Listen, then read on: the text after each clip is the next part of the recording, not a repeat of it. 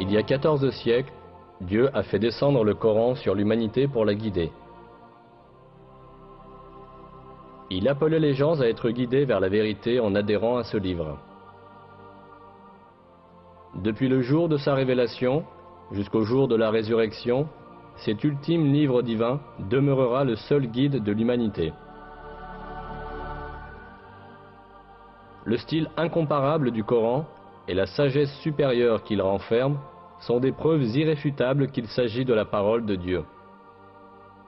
Mais le Coran possède aussi de nombreux attributs miraculeux, prouvant qu'il est une révélation divine.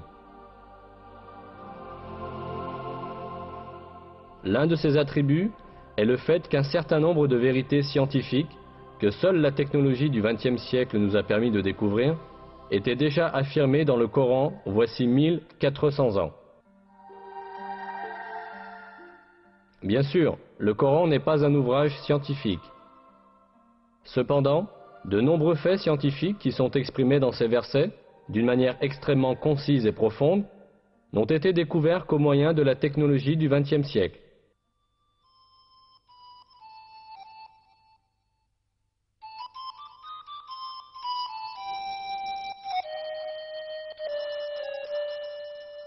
Au 7e siècle, lorsque le Coran a été révélé, la société arabe avait de nombreuses superstitions sans fondement à propos des questions scientifiques. Ne possédant pas la technologie pour observer l'univers et la nature, les anciens arabes croyaient à des légendes héritées des générations passées.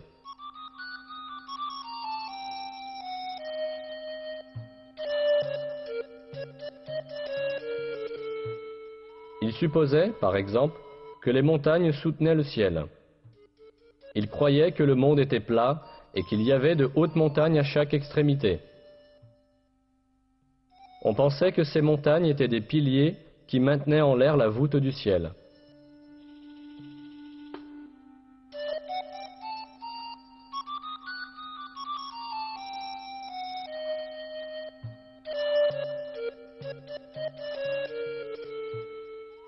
Mais ces superstitions de la société arabe furent balayées par le Coran.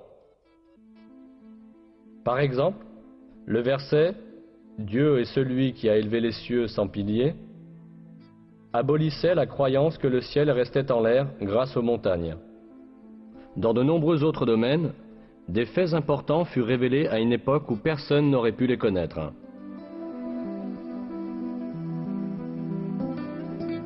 Le Coran, qui a été révélé à une époque où les gens savaient très peu de choses sur l'astronomie, la physique ou la biologie, contient des faits essentiels sur des sujets variés, comme la création de l'univers, la création de l'être humain, la structure de l'atmosphère et les équilibres délicats qui rendent possible la vie sur Terre.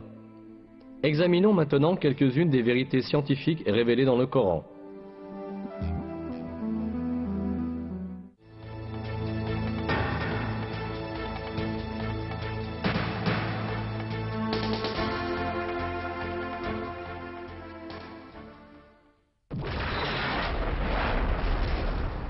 L'origine de l'univers est décrite dans le Coran dans le verset suivant.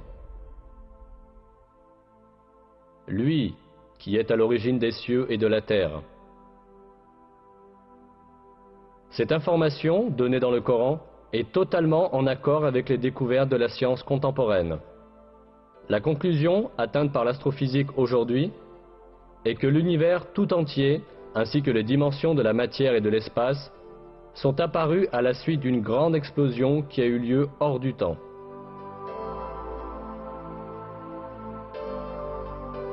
Cet événement, connu sous le nom de Big Bang, a produit l'univers tout entier il y a environ 15 milliards d'années, le créant à partir du néant à la suite de l'explosion d'un point unique. Les cercles scientifiques modernes s'accordent à dire que le Big Bang est la seule explication rationnelle et prouvable de commencement de l'univers et de la manière dont l'univers est apparu.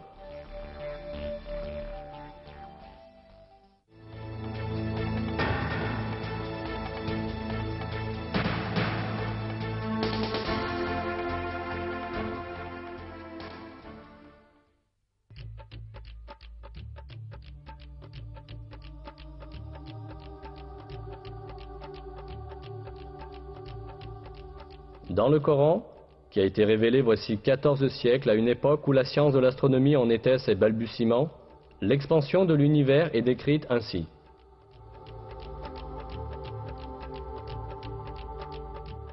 Le ciel, nous l'avons construit par notre puissance et nous l'élargissons constamment.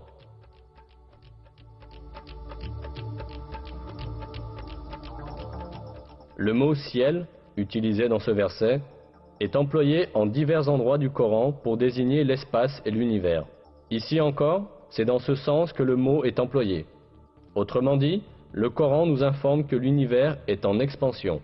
C'est exactement à cette conclusion que la science est parvenue aujourd'hui. Les recherches, les observations et les calculs effectués grâce à la technologie moderne ont cependant révélé qu'en réalité, l'univers a eu un commencement et qu'il est en expansion constante. Au début du XXe siècle, le physicien russe Alexander Friedmann et le cosmologue belge Georges Lemaître ont calculé théoriquement que l'univers est en mouvement constant et en expansion.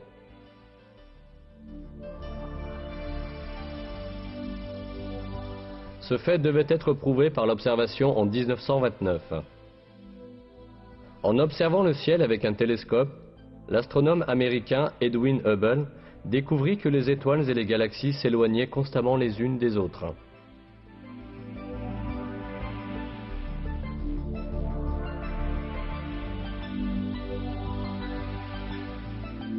Un univers dont tous les éléments s'éloignent constamment les uns des autres ne pouvait qu'être un univers en expansion constante. Les observations effectuées les années suivantes confirmèrent que l'univers est en expansion constante. Ce fait avait déjà été expliqué dans le Coran quand personne ne pouvait le connaître. C'est parce que le Coran est la parole de Dieu, le Créateur et le Maître de l'univers tout entier.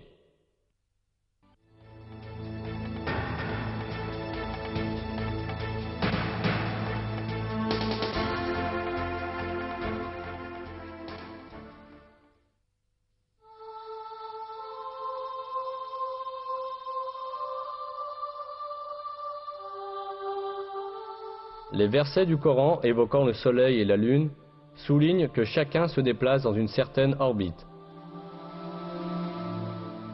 C'est lui qui a créé la nuit et le jour, le soleil et la lune.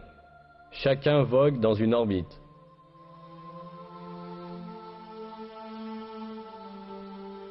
Un autre verset mentionne également que le soleil n'est pas statique, mais se déplace dans une certaine orbite. Et le soleil court vers un lieu de séjour qui lui est propre. Telle est la détermination du Tout-Puissant, de l'Omniscient.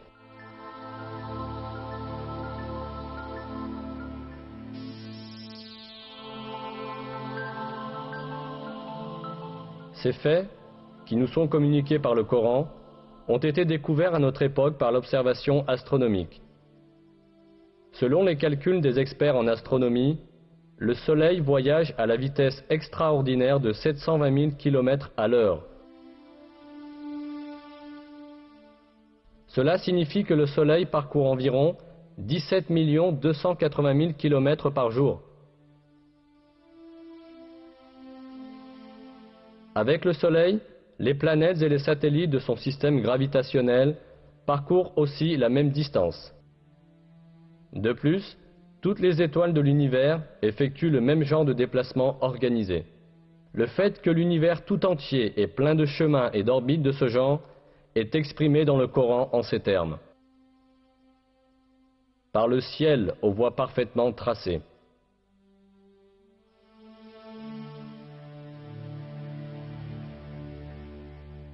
À l'époque où le Coran a été révélé, l'humanité ne possédait pas les télescopes ni les techniques d'observation de pointe que nous avons aujourd'hui, et qui permettent d'observer l'espace sur des millions de kilomètres. Elle n'avait pas non plus la connaissance moderne de la physique ou de l'astronomie. C'est pourquoi, à l'époque, il était impossible de déterminer scientifiquement que l'espace est plein de voies parfaitement tracées, comme l'affirme le verset. Cependant, ce fait est déclaré explicitement dans le Coran, qui a été révélé à cette époque, parce que le Coran est la parole de Dieu.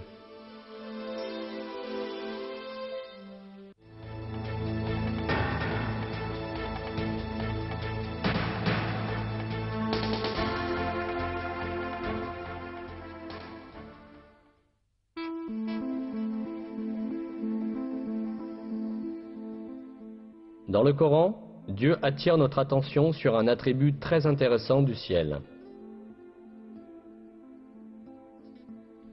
Nous avons fait du ciel une voûte protégée, et pourtant, il se détourne de nos signes. Cet attribut du ciel a été prouvé par la recherche scientifique effectuée au XXe siècle. L'atmosphère entourant la Terre exerce des fonctions cruciales pour la continuité de la vie. En détruisant de nombreux météores, grands et petits, lorsqu'ils approchent de la Terre, l'atmosphère les empêche de tomber sur Terre et de faire du mal aux êtres vivants.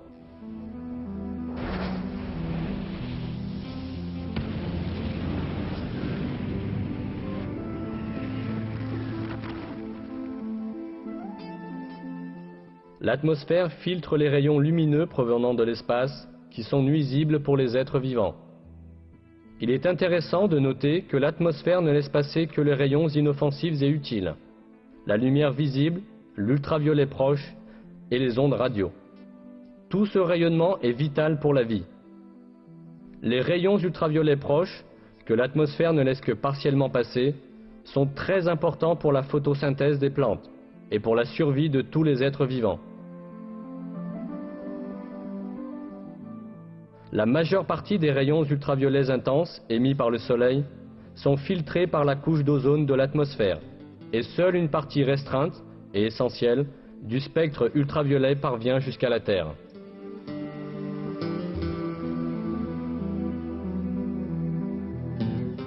La fonction protectrice de l'atmosphère ne s'arrête pas là. L'atmosphère protège aussi la Terre du froid glacial de l'espace, dont la température est d'environ moins 270 degrés centigrades.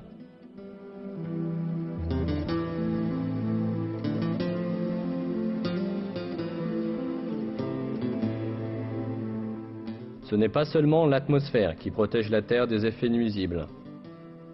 En plus de l'atmosphère, la ceinture de Van Allen, une couche causée par le champ magnétique de la Terre, sert également de bouclier contre le rayonnement nuisible qui menace notre planète.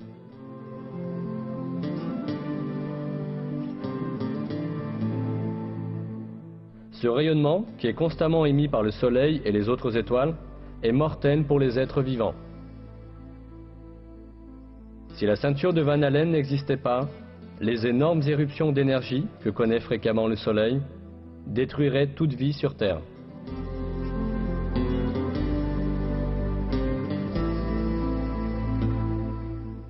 On a calculé que l'énergie transmise dans une seule de ces éruptions, détectée il y a quelques années, équivalait à 100 milliards de bombes atomiques, comme celle qui a été lancée sur Hiroshima.